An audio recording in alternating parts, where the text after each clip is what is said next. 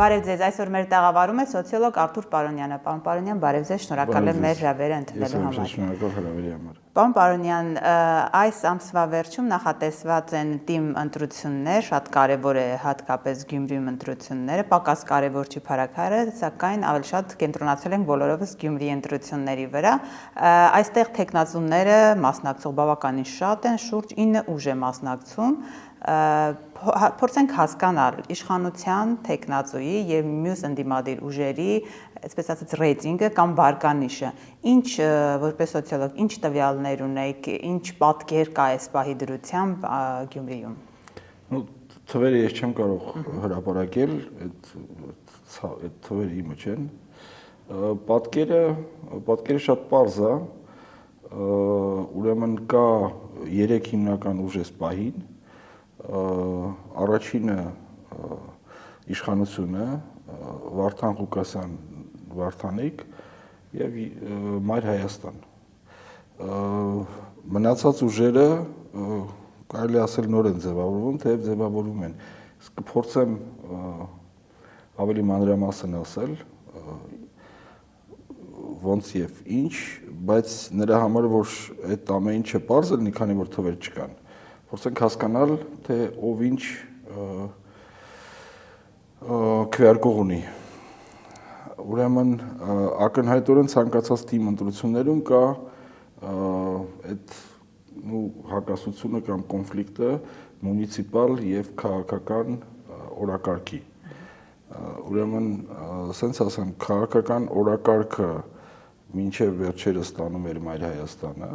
բավական խոստումնալից մուտք գործեց Ռուբեն Մխիթարյանը, այս պահին իրավիճակը կտրուկ փոխվեց, քանի որ իշխանական թևը նույնպես կտրուկ քաղաքականացրեց իրավիճակը։ Իսկ այնտեղ մտան այսպես կոչված արևմտամետ ուժեր, իրանք ցուցակը կազմեցին շատ քաղաքական տեքստով կարելի ասել, ու այս պահին փոփոխություններ տեղի ունեցան այդ ընկալումների մեջ։ Նախ պատկերացնենք գյումրեցիների համար սա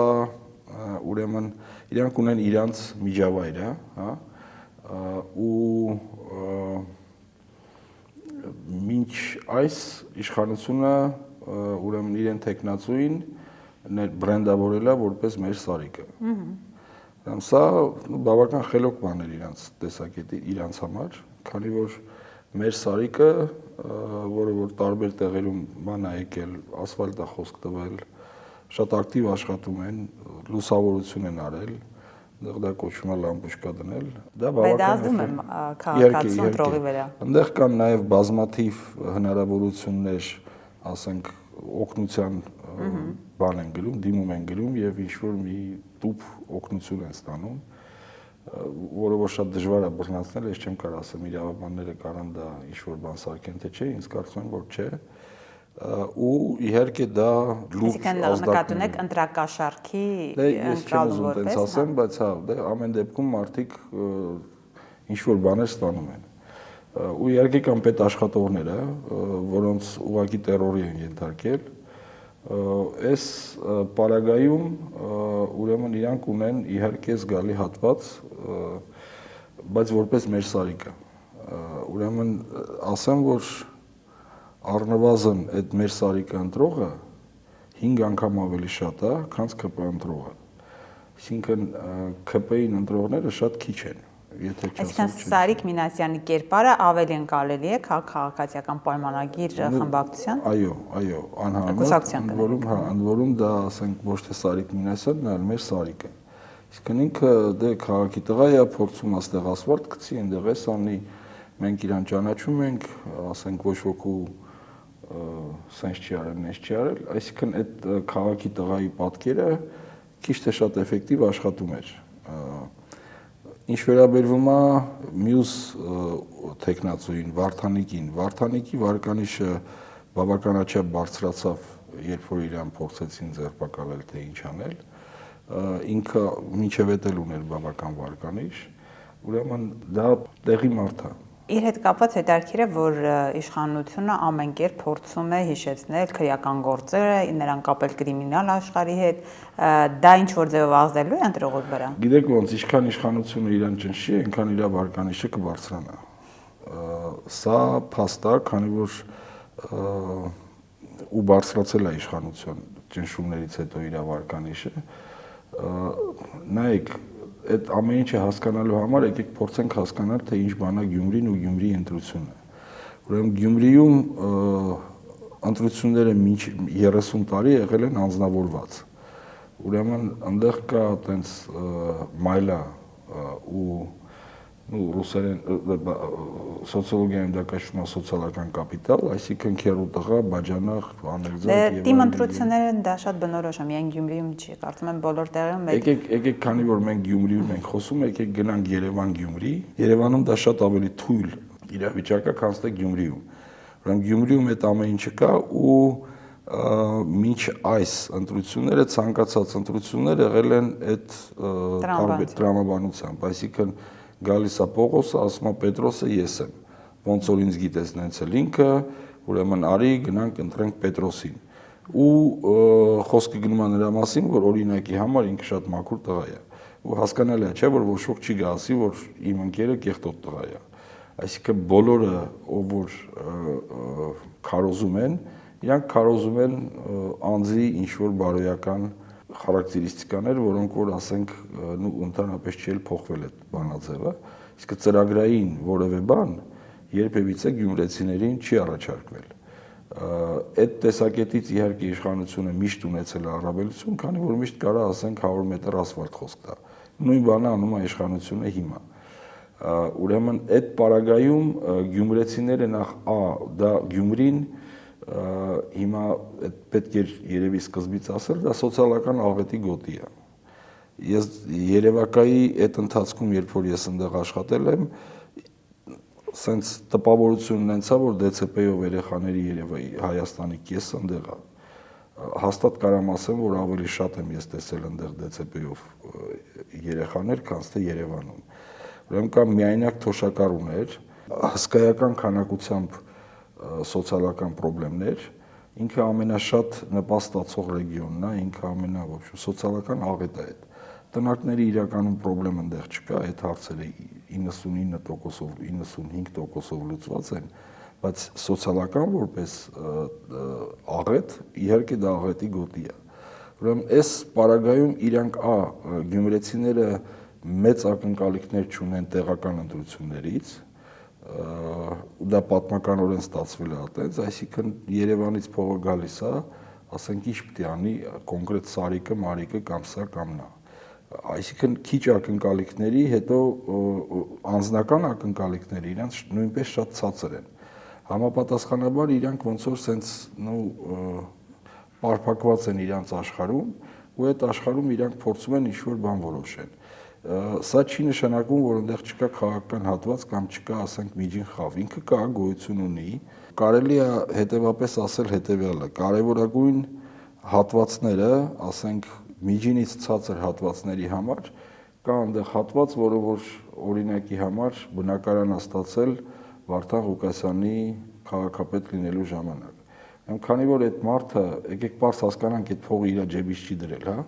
երբ որ շատ ասում են, բա դա ինքը չի արել կամ ինչ-որ բան, բայց գյումրեցու համար, որը որ այդ բնակարանը ստացել է, դա նա է արել, Վարդան Ղուկասյանն է։ Դա իր վրան է գալիս ու դու գյումրեցուն չես կարա համոզես, ինչքան ուզում ես տեքստեր ասա, այսինքն այդ անապահով հատվածի մի զգալի մաս կա Վարդան Ղուկասյանի ընտրողն է, այսինքն։ Կա, հա, Վարդան Ղուկասյան, ես ուզում բարձ հասկանանք, իրան գործը ինքը դա ունի, քանի որ իրանք որևէ այլ մարդուց իրանց ձևակերպումով որևէ բան չեն տեսել։ Աջակցություն չեն ունեցել։ Այո։ Համապատասխանաբար կա մի ընտրողների զանգված, որը որ այդ իր նվերն է։ Ինքը ունի այդ զանգվածը։ Հիմա քաղաքական ինչ որ հատված ինքը ստանում է այն պահից, երբ որ իշխանությունը ճնշում է գործադրում իր վրա։ Իսկ եթե իրան ճնշում են գործադրում, նշանակում է իրանք հակառակորդ են, հետևապես ինչ որ մի քաղաքական հատված գնում է դեպի Վարդան Ղուկասյան։ Երրորդ ուժը այս պահին դա Մայր Հայաստանն է, որը որ առաջի անգամ տվել է դա նորություն է գյումրեցիների համար։ Իրանք ունեն թե մունիցիպալ օրակարգ, թե ազատ տնտեսական գոտին, այսինքն իրանք ունեն թե մունիցիպալ օրակարգ, իրանք ասում են նրա մասին, որ եթե մենք որոշակի տրամաբանություն դնենք, մենք կզարգանանք, այսինքն սա քաղաքի զարգացման ծրագիր է։ Առաջի անգամ ծրագիր են տալիս գյումրեցիներին ու իրանք ունեն նաև քաղաքական հատվածը։ Համապատասխանաբար կիրթ ու քիչ թե շատ միջին խավ կոչվածը իհարկե դա շատ համոզիչ է։ Այսինքն դա կարող է հույսը կամ ինչ է, բայց դա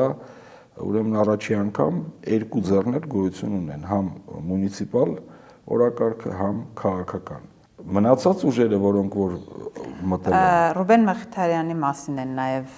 շատ խոսում, ընդ որում իշխանությունը բավական կենտրոնացած է նրա հետ կապված, քննադատում է խիստ։ Ասեմ, Ռուբեն Մխիթարյանը շատ խոստումնալից մուտք գործեց, ինքը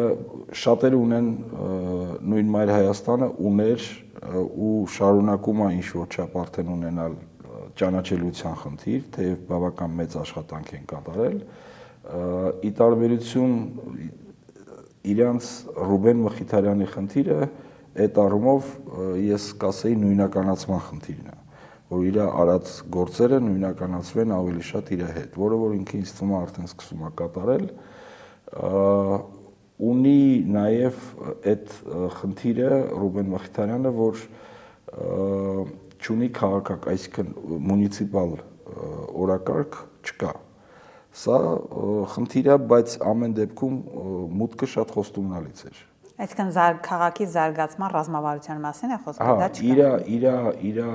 խոսույթը մաքուր քաղաքական է, ուրեմն ասեմ, որ քաղաքական խոսույթ փաստացի մենք ասացինք, որ կա Մայր Հայաստանն ու Ռուբեն Մխիթարյանը, այս հատվածից հիմա այնտեղ արևմտամետները ավելացան։ Ընդ որում, այո, արևմտամետներ շատ ուժեր են, այսինքն 9 ուժ ինչու է առաջադրվել այս ուժերի բազմազանությունը ինչի մասին է խոսքը։ Եկեք ես վերջացնեմ, ուրեմն նախ ֆիքսենք մի բան, որ Գյումրիում քաղաքական խոսույթը ունի ընտրող։ Այս սրանով են հատվածը վերջացնենք, դրա համար ասում եմ, որ մուտքը նույնպես խոստումնալից էր։ Ուղղակի դե ասենք երբ որ դա գալիս է կապնում է մունիցիպալ օրակարգի հետ, ինքը ավելի լայն զանգված ունի։ Ուրեմն սա ինչ վերաբերվում էր այս հատվածին։ Հիմա ոնց էր մեր հարցը արևմտամետ ինչ են ուժերի բազմազանությունը ինչով է պայմանավորված, շատերը կարծում են կներեք, որ դա իշխանությունը դիտավորյալ շատ մարդկանց է դրել, որպեսզի ձայները փոշիանան, այսինքն սատելիտ ուժեր են ոմանք։ Նու ընդհանուր առմամբ ճիշտ է բացատրությունը, սենց ասենք, ուրեմն տեսեք, որն էր իրանց խնդիրը, ես կարծում եմ ինչից իրանք վախեցան, որ սկսեցին, ես չեմ կարող ասեմ, իրանք են մտցրել, չես կարող ասես, չէ, ասենք կարող են իրանք որոշում ընդունել այդ արևմտամետները եւ մտնեն։ Իրավիճակը իշխանության համար խնդիրը հետեւյալն է, իրանք անպատճառ պետք է sense տնենց հավաքեն 51%, ճիշտ է։ Այո։ Հա, ուրեմն իրանք շատ խելոք աշխատեցին, իրանց տեխնացուին բրենդավորեցին որպես տեղացի տղա, որը որ բազմաթիվ խոստումներ էր տալիս, բայց իրանք ոչ մի կերպ չէին մոտենում իրանց ուզած թվերին։ Հա, այսինքն ինքը Այսինքն իշխանությունը հասկացել է, որ իր տեխնացում մեծամասնություն չի լինելու այնտեղ։ Այո։ Հիմա խնդիրը հետեւյալն է, այսինքն ինքը ինձանից ավելի հաջող է, բայց իրան հաջողության համար պետք է անպայման 51%։ Բայց այդ 51%-ը մնում է երազանք։ Համապատասխանաբար ես կարծում եմ, որ իրանք անկասկած պետք է զբաղվեն հետընտրական անասնագողությունով, իսկ մինչև ընտրությունները իրանք պետք է փորձեն գտնեն ինչ-որ ռեզերվներ ձայնային, որ մտցնելով օրինակ քաղաքական տարբեր ուրեմն ուժեր։ Գործարքների մեջ։ Նո, հա, ինչի դա բերեց։ Իրականում դա ես իրանց փոխարեն տենց բան չէի անի, խոսայի, որ այդ Եվրոդաշինքը չմտնի, քանի որ մինչ այդ ԿՊ-ի քաղաքական ուժերը ու ձայները մնում էին Սարիկին Մինասյան։ Հիմա զգալի հատվածը այն 10% ԿՊ-ի ռեյտինգի, որոնք որ գալու էին եւ քվեարկեին, գնում են արևմտամետ ուժերին։ Ինչ իրանք ստացան է դրանից, որպես արևմտյան ընդհանուր ուժ, ես չգիտեմ, Սարիկին իրանք փաստացի թույլատրեցին։ Երկրորդ սխալը, երբ որ իրանք այդ Գյումրու ցուցակը քաղաքականացրեցին, մտցնելով, ասենք, սիմվոլիկ դեմքեր եւ այլն, այսինքն իրանք տանում են քաղաքականացման։ Քաղաքականացումը ԿՊ-ի տեսակետից դա մահ է, շատ վտանգավոր, եթե չասել մահացու խաղ է իրանց համար։ Ընդդիմությունը, որ քաղաքականացնում է, դա ճիշտ է, ԿՊ-ի վարկանիշը, ելի եմ կրկնում, տարանջատում ենք տեխնացուին եւ կուսակցությանը։ Բայց հետարքիր բան եք ասում, ինչու է քաղաքականացնելը քաղաքացիական պայմանագրի տեխնացուի համար մահացու լինելու։ ԿՊ-ի վարկանիշը 10%-ից ավել չկա։ Այն պահին, երբ որ մտնում է ԿՊ-ն, համապետական ԿՊ-ն, իրանք պարտվում են։ Ցանկացած ուրեմն խոսույթը համապետական խնդիրների իրանց վարկանիշը իջացնում է։ Եթե անգամ չի իջացնում, ապա ակտիվացնում է այն մարդկանց, որոնք որ այլապես չէին գնա ընտրելու, բայց հիմա կգնան կընտրեն։ Այն պահին, երբ որ իրանց տեխնացուն խոսեց նրա մասին, որ Արցախը ուրեմն կորցրել են, քանի որ ոչ թե հանձնել է, այլ չեն կռվել։ Դա նվազեցրեց ձայները։ Դա իրանց ձայները նվազեցրեց, B ուրեմն ակտիվացրեց այն մարդկանց, որոնք որ որևէ մեկին չէին ուզում քվեարկեին ընդհանրապես։ Ուրեմն ասեմ, որ դա ուղղակի սեփական քաղաք չճանաչելու նաև բան է, քանի որ Գյումրիում, քանի որ գործ չկա, ուրեմն կա դիսբալանս։ Զինվորականների թիվը շատ է։ Ուրեմն զինվորականներին ասել, որ զինվոր մարդուն, որը որ կռվել է կամ в общем այդ համակարգի մարդ է, ասես որ մենք չենք կռվել, դրա համար ենք կորցրել, նույն ինձ թվում է պիտի ոչ հեռատես ստրատեգիա գրող ունենաս, որը որ տենց բան անի։ Ու ամեն դեպքում դա իհարկե մնացած բոլոր հարցերում, եթե իրանք փորձեն քաղաքականացնել, իսկ իրանք տանում են այդ ուղղությունը, նու ինչ ասեմ։ Գոնե զերծ մնան նման հայտարարություններից, որ դրազանգված չկորցնեն։ Գիտեք, իրանք 50% չեն հավաքի։ Ես կարամ հաստատ ասեմ, որ իրանք չեն հավաքելու այդ թիվը։ Իրանց ուզած թիվը իրանք ինչ էլ չանեն չեն հավաքի։ Համապատասխանաբար, եթե իրանք ուզում են բարձր հավաքել, ԿՊ-ն դուրս գցեն։ Այսինքն հիմա այս առաջադրված ուժերից դուք ինչ եք կարծում, որ ուժերը հետընտրական շրջանում կկազմեն կոալիցիա իրենց հետ։ Դե այս ակնհայտորեն այդ Եվրոդաշինքը իրանց հետ կմտնի բանի, իրանք ունեն ինչ-որ հաջողություն, շատ հնարավոր է, որ անցնեն այդ 6%-ը, ամեն դեպքում իրանք ակնհայտորեն դաշինքի մեջ են լինելու, բայց այդտեղ իրանք միասին էլի 51 չեն լինելու։ Գիտեք, իրանց հիմարությունը ինչու՞ն է, իրանք միասին հավաքում են նույն թիվը, ինչ որ Սարիկ Մինասյանը հավաքում էր միայնակ։ Այսինքն այն փոքր քաղաքական հատվածը արևմտամետ, որը որ հիմա գնում է զգալի մասով գնում է դեպի Եվրոդաշինք, այդ ճարահատյալ քվեարկելու էր Սարիկ Մինասյանին որպես ԿՊ-ի տեխնացու։ Հիմա իրանք տարանջատեցին ու եթե հանգարց այդ Եվրոդաշինքը չանցավ, ու իրանց համար դա կատաստրոֆա է առնելու։ Սարիկի հաջողությունը դա ի սկզբանե բրենդավորելն էր, համեմատաբար հաջողություն, իր ձեները դա ԿՊ-ից տարանջատված մեր Սարիկը բրենդն էր։ Այն պահին, երբ որ իրանք ամաչում էին իրանց կուսակցությունից, իրանք ավելի ուժեղ էին, քան այն պահից, երբ որ իրանք ուրեմն իրանց կուսակցությունը սարքեցին, նու սենց քաղաքականացրեցին։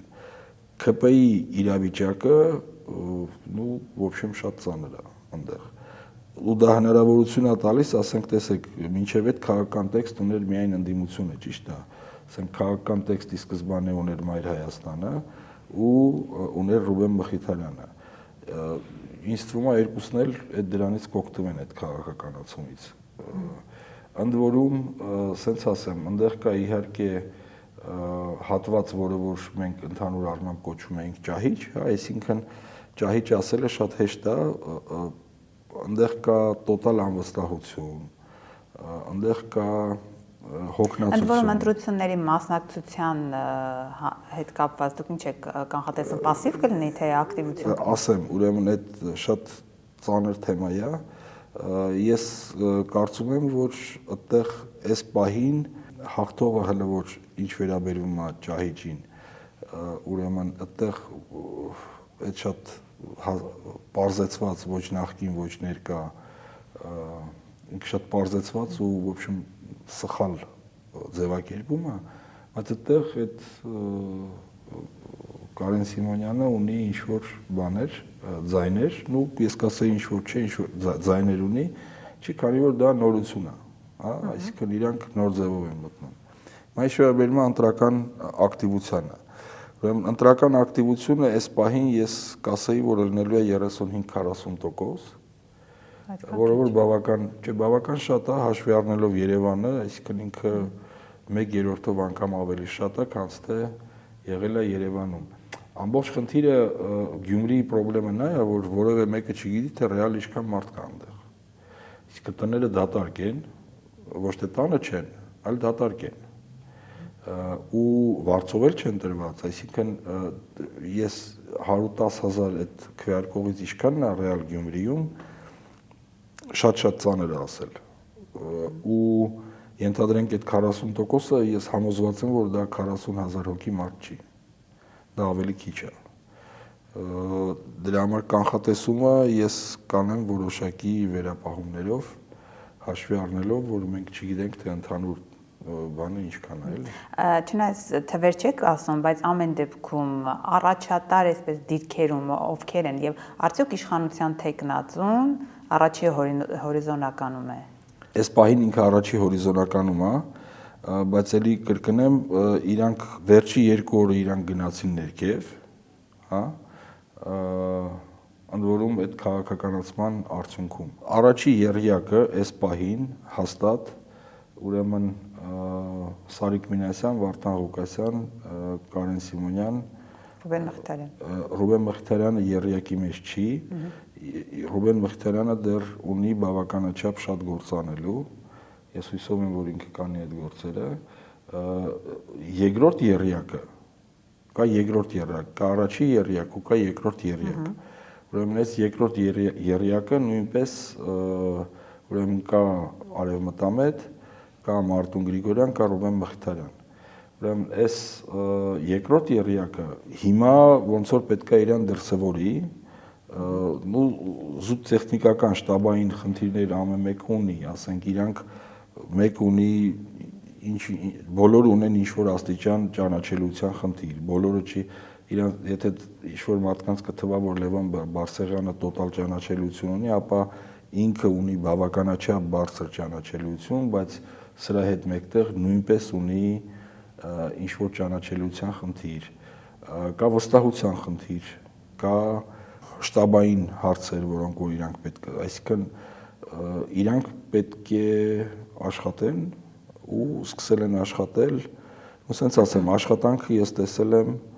վերջի 2-3 օրում։ Դե համենայն դեպս դեռ քարոզարշավը առջևում է, գուցե այդ շրջանում բավական ակտիվանան եւ ես համոզված եմ, որ կակտիվանան ու իհարկե այս պահի եղած տվյալները, տեսեք, Գյումրին նոր է սկսել զգալ, թե ինչա, որ ընտրությունները արդեն ռեալ են։ Այսինքն մարդիկ որոշումը ինչպես կանոն կատարում են վերջի օրերին։ Այսինքն այս պահի եղած մեր, տեսեք, Սարիկ Մինասյանը արդեն իջնում է։ Ինքը մի 2 հատ սխալ թույլ տվեց, որը որ շատ ցավոտ անդրադարձավ իր վարկանիշի վրա։ Մեկը հայտարարություններ, մյուսը։ Մյուսը քաղաքականացնելը։ Այսինքն ԿՊ-ից, երբ որ ամաչում էին ու չէին ցույց տալիս, ունեին ավելի շատ ձեն, անձամբ Սարիկ ուներ ավելի շատ ձեն, քան թե այն պահից, երբ որ իրանք սկսեցին քաղաքականացնել եւ նույնացնել Սարիկին ԿՊ-ի հետ։ Ես հասկանում եմ ինչի է իրենց։ Այսպես թե այնպես նույնացված էր, նա քաղաքացիական պայմանագրի թեկնածուն էր։ Ռոզանա ջան, չէ։ Ուրեմն Գյումրիում այդ պաստառները բոլորը մեր Սարիկն էին ու իրանք շատ հմուտ ձևով տարանջատել էին մեր Սարիկին, ուրեմն ԿՊ-ից։ Ամբողջ խնդիրը նա է, որ իրանք պետք էր եւս մի ինչ որ տոկոս ձայն, որ իրանք այդ 50%-ին հասնեն, բայց հիմա իրանք կորցրեցին, քաղաքականացնելով ընտրական ընթացքը, իրանք կկորցնեն։ ՔՊ-ն դա շատ վատ խոսք է Գյումրիում, շատ վատ խոսք է։ Հանրապետության ղեկավարության վարկանիշը հակավարկանիշ է, այսինքն իրանց բալանսը -60% է։ Իսկ եթե կա 10%, որը որ համակիր է մնացել, ապա կա եւս 70%, որոնք ատում են իրանց։ Ու այդ -60%-ը, երբ որ իրանք բերում են քաղաքական դաշտ ընտրությունները Գյումրիի, в общем, չեն շահում։ Ազդեցություն կունենա, հա։ Երբ որ ընտրում էին մեր Սարիկին, հասկանում եք ոնց է, ՔՊ-ը, էսա-ինա, այնտեղ զարմանալի բան կա, ասենք մարդը կարա ասի, որ ես վստահում եմ համ Սարիկին, համ Վարդան Ղուկասյանին։ Ձեզ թվում է թե դա համատեղելի բաներ չեն, բայց Գյումրեցու համար դա համատեղելի է, ասենք այս ժամանակ մեր տանդեմը ասֆալտ գցեցին, ես էլ լուսերս գցեց, սարքեց։ Հասկանում եք, Գյումրեցու համար դա համատեղելի է։ Երևանից կարող է թվա թե դա համատեղելի չի, բայց այնտեղ համատեղելի է։ Այնտեղ այնց բաներ կան, ասենք մասնակիորեն վստահել, իրանք կարան 3-4 հոգու։ Դա շատ པարզ բան է, 3-4 հոգուց, ասենք ինչ որ մեկը այս կնոջ կողմից, մեկը իր մամայի կողմից, մեկը մի խոսքով եկել են ասել են, որ էսա, ինքը բոլորին հայ է ասել։ Հասկանում եք, Գյումրեցու համար դա նորմալ է։ Գյումրիի ամենօրյա կյանքի տեսակետից սա նորմալ է։ Քաղաքական տեսակետից դες թվում է թե կամ ինձ թվում է թե անբացատրելի է, բայց առօրյայի տեսակետից Այսպես եմ հասկանում ես, երբ որ տեղի մարդիկ են ընտրություններին մասնակցում, ժողովրդի համար կապ չունի ինքը երևի թե քաղաքացիական պայմանագիրը, մյուս ընդդիմադիր դաշտի, իրանք դիտարկում են առաջին դեմքերին եւ յուրայիններ համարում են իրենց։ Ընդհանուր առմամբ դուք 90%-ով ես ձեր հետ կհամաձայնվեմ, այո, ճիշտ է, ասենք այդ ՔՊ-ը, ՄՊ-ը ինչ ուզում ալնի, ասենք սա Սարիկն է, սա Վարդանն է, սա Կարենն է, սա Ռուբենն է։ Հա, տեսեք, ստեղ Ռուբեն Մխիթարյանի, երբ որ ես ասում եմ խնդիրը, ինքը այդտեղ իր մոտ տեղ բան կա, էլի կազուս վերձի, այսինքն ինքը պետքա վերձին չէ, ինքը երբ որ դարավ համաշխարհային դեմք, իր փոքր քաղաքը ասում էր, նեղանում էր իրանից, որ արի մեզ ուրեմն տեր կանգնի։ Այդ խնդիրը կան օրինակ Ռուբեն Մխիթարյանի մոտ, ինքը միշտ եղել է Երևանում, հիմա ինքը պետք է իրան նույնականացնի այն պրոյեկտների հետ, որը որ Գյումրիին ուրեմն բարձրացրել է, ինքը անում է դա, բայց ամեն դեպքում այդ խնդիրը կա, իսկ դու պետք է չլնես ուղակի Երևանյան, այ դու պետք է ունես տեղացի ինչ որ բան, ուժ ունենաս, հա, մնացածը, այսինքն քո ժողովուրդը պետք է տեղացի լինի, որին մենք ճանաչում ենք։ Դու չես կարող առանց Երևանը լնես, ոչ ոք դրան չի հավատում։ Բայց թե ես ընտրում եմ ոչ թե ասենք այն թե դու ում հետ ես այնտեղ կապված, այլ առաջի հերթին ես նայում եմ թե այդ ընդեղի ուժը ոնց է ներկայացված ստեղ։ Հիմա տեսեք Վարդան Ղուկասյանը փաստացի գնաց որպես անհատ, ճիշտ է։ Կոմունիստական կուսակցությունը դա ոբշեմ պարզապես օրենքի պահանջն է դա։ Դա օրենքի պահանջն է։ Հիմա նույնը արեց Սարիկ Մինասյանը, ինքը փորձեց դառնալ իրակապեն սարքել կոմունիստական կուսակցություն, այսինքն դե հիմա կուսակցությունա դրել եմ։ Այդ պարագայում ինքը Բայց ինքը երևի իր երրորդ սխալը ձեր ասած սխալների մեջ այն էր, որ ինքը անմիջապես դարձավ քաղաքացիական պայմանագիր կուսակցության անդամ։ Այսինքն ինքն իրեն նույնացրեց առաջին։ Հա, այդ առաջիններ դե այնտեղ հասկացան, որ լավ չէր կարող առանց դրա անել, բայց Արցախի ուրեմն այդ ելույթը ոնց ասեմ կատաստրոֆիկ հարված էր իր վարկանիշին, իսկ այն պահից, երբ որ Սարիկ Մինասյանը չի այլ քաղաքացիական պայմանագիրն է, նու ոբշեմ իրանց դժվար կլինի այդ ձևով ձայները շատացնել։ Պարոն Պարոնյան,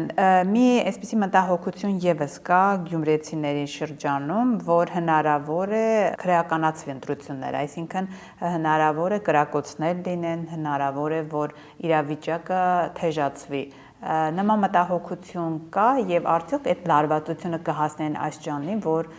կգնան փոխադարձ այդպիսի հարձակումներ։ Ես չեմ զգացել, չեմ տեսել տենց բան, քրեական այդ աշխարհը ինքը եթե ընդգրկված է, ապա ոչ քրեական մեթոդներով, Այնտեղ իհարկե դա շատ աղքատ քաղաք է ու ինչքան ավելի աղքատ է, այնքան ավելի այդ կրիմինալ սուբկուլտուրան ավելի ուժեղ է, բայց նախ եւ առաջ այդ ժամանակն արդեն անցել է, իրանց ազդեցությունը այդ կրիմինալ սուբկուլտուրան կարա էֆեկտիվ լինի, եթե դու կարաս պարտադրես։ Եթե ես կարամ պարտադրեմ, հա, այդ դեպքում ես կարամ մոբիլիզացնեմ ինչ-որ հատված, բայց եթե խոսքը գնում է նրա մասին, որ ես պիտի խնդրեմ, իմ նման խնդրողներ, թե կրիմինալ, թե քաղաքական, թե ոչ քաղաքական, ես ասում եմ շատ են, բոլորը գալու են ինչ-որ մեկի հետ խնդրեն։ Կրակոցի 99%-ով համոզված եմ, որ տենց բաներ չի լինի, եթե իշխանությունը փորձի տենց բան անել, դա մահապատիժ է իրանց համար, այդ քաղաքում բոլորը շատ շուտ իդենտիֆիկացնում են մարդկանց, ով է, որտեղից է, ինչ է, քանի որ այդ սոցիալական կապիտալը շատ ուժեղ է, ասենք իրանք բոլորը այդ գիտեն սա ով է, նա ով է, իրար իդենտիֆիկացնելը շատ հեշտ է, ինչ որ ձևով գաղտնի պահելը այդ տիպի զարգացումը, թե որտեղից է սկսվել, հնարավոր չի, եթե իրանք տենց բանի գնան, իհարկե տենց բան կարող անի միայն իշխանությունը, դա մահապատիժ կլինի, քանի որ գյումրեցին չի ընդունի։ Ընդդիմադիր թեկնածուների մոտ մի այսպիսի տեսակետ կա, որ ինչպես հեղափոխությունը սկսվեց Գյումրիից, այնպես էլ հեղափոխությունը մեռնելու է Գյումրիից։ Դուք ինչքանով եք հավանական համարում, որ իսկապես կարող է զարգացումներ այնպես լինել, որ ընդդիմությունը այնտեղ հաղթանակ տանի։ Ես կարող եմ ասել, որ ամենայն հավանականությամբ քաղաքացիական պայմանագիրը կպարտվի։ Քանի որ կա Երևանի փորձը, ես չեմ կարող ասեմ ընդդիմությունը կհաղթի թե ոչ, բայց այն որ իրանք կպարտվեն, իմ համար գրեթե 100% է։ Իշխանությունը։ Այո։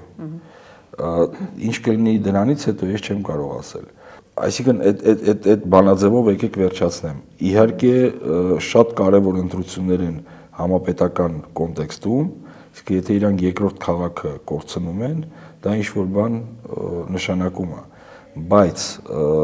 ընդ որում նախընտրական տարման զուգահեռ ինքը ցուցիչ է։ Այդ առումով իհարկե ինքը շատ քաղաքական է համապետական կոնտեքստում, բայց եկեք ամեն դեպքում մնանք այդ բանաձևի շրջանակներում։ ԿՊ-ն կպարտվի, то есть ԿՊ-ն չի հաղթի, իսկ կկարողանա վերադասավորել, ասենք, ընտրություններից հետո ինչ-որ ձևով, սենց ասենք, թվացյալ ընդդիմության կամ ինչ-որ սենց եւ այլն, դա ժամանակը ցույց կտա, դա շատ նեղ քաղաքական հարցեր են, որտեղ որ ես չեմ կարող որևէ հաստատ բան ասել։ Բայց այն, որ իրանք պարտվելու են, դա հիմա, то есть չեն հաղթելու, դա պարզ է։ Հիմա Գյումրիից մի քիչ տեղափոխվենք ընդհանրական իշխանության վարկանիշի հետ կապված նախընտրական այս շրջանի մոտենում ենք, մենք տեսնում ենք իշխանությունը իր հայտարարությունների մակարդակով եւս ավելի ակտիվ է, քան ընդդիմադիր դաշտը, ինչ պատկեր ունենք այս պահին։ Գիտեք, պատկերը գլոբալ տեսակետից չի փոխվել, ուրեմն այս պահին իշխանության վարկանիշը ես կարող եմ ինչ-որ ցուցիչներով ասել, որ էլ ավելի, հիմա ստեղ իրանց վարկանիշը ոնց եղել է 10%, տենց մինչև 26 թիվն էլ մնալու է 10%։ Ինքը չի կարող փոխվել։ Ու սկզբունքորեն դա կարևոր չի 11-ը թե 9-ը։ Ամենակարևոր հատվածը, որը աճում է, դա մասնագիտական լեզվով ասած հակառեյտինգն է, այսինքն այն մարդկանց թիվը, որոնք որ ատում են։ Այսինքն կա մարդ, որը որ ուղղակի դեմ է, հա, կամ կողմնակից չի, բայց կա մարդիկ, որոնք որ ատում են։ Իսկն իրանք ուզում են, որ այս սրանք գնան։ Տեսքը, չգիտեմ, ձայնը, ներվայնացնում է եւ այլն, այս մարդկանց թիվն է շատանում։ Հիմա արդյոք դա բերում է անդիմությանը ինչ որ թվեր, բոնուսներ։ Սենց ասեմ, վերջի շրջանում մենք տեսանք, որ անդիմության հատվածում աճեց Մայր Հայաստանը տրանսպորտի հարցով։ Ու այս թվերը տպվեցին ուրեմն որ ամենաբարձրը Մայր Հայաստանն էր, երկրորդը Հայկ Մարությանը նույնպես, որը որ տրանսպորտի բանով աճեց, ճիշտ է։ Համապատասխանաբար, եթե ընդդիմությունը ուզում է աճի, ինքը պետք է լայն ծրագրային եւ այլն, այսինքն ինչ որ դեմքերով, բայց այն ինչ որ իրանք անում են, բացարձակապես չի երևում։ Հենց հիմա օրինակ ընդդիմադիր երկու թևեր բավականին շատ փոխադարձ հրաձգություններ են անում, քննադատում են իրար միմյանց, տարբեր մեղադրանքներ են ներկայացնում։ Սա ընդհանրապես ընդդիմադիր դաշտի վարկանիշի առումով, ընդդիմության, այսպես ընդհանրական ընդդիմության առումով խնդիր է ստեղծում, թե եկեք ստեղ էլ սենց պատասխանեմ, ուրեմն ինքը այն հատվածը, որը որ պետք է քվեարկեր իրենց, չի պակասի, բայց դա ամենախնդիրը մեծն է, որ դա չի վերում նոր ձայներ, հաստատ։ Իսկ հաշվի առնելով, որ ասենք բնակչության գրեթե 60-70%-ը արդեն ատում է գործող իշխանության, ուղղակի ատում է։ Այդ պարագայում, երբ որ ընդդիմությունը չի կարողանում կապիտալիզացնել այդ ձայները, դա խնդիր է։ Այսինքն, սենց ասեմ, ես չէի ուզենա մտնել այդ դաշտ, բայց մի կարճ ձևակերպումով երևակայի սահմանափակվեմ, որ եթե ինչ-որ խնդիր կա ներսում, ձևը, որը որ ստեղծվել է աշխարհում, կոչվում է պրայմերիս։ Եթե կարող եք կոնֆիգուրացիան գտնել, որ վերջին հաշվով նորմալ պայմաններում դա գա մինչև քվեատուփ ու մարդիկ որոշեն դեզանից ով է լավ, ով է վատ, խնդրեմ արեք, բայց ասենք այն ինչ որ հիմա կատարվում է, ես ուղղակի չեմ էլ ուզում ինչ որ բաներ տամ, դրա համար որ ինքը այն հատվածը, որը որ իրանց քվեարկում է, կոնկրետ կքվեարկի, բայց ավել ձեներ դա հաստատ չի բերում։ Իսկ հիմա այն ժամանակն է, երբ որ դու պետք է ուղղակի հավաքես։ Տեսեք, սոցիալական հարցերով էլ եմ կրկնում, Մայր Հայաստանը տրանսպորտի հարցում շեշտակիորեն բարձրացրեց վարկանիշը։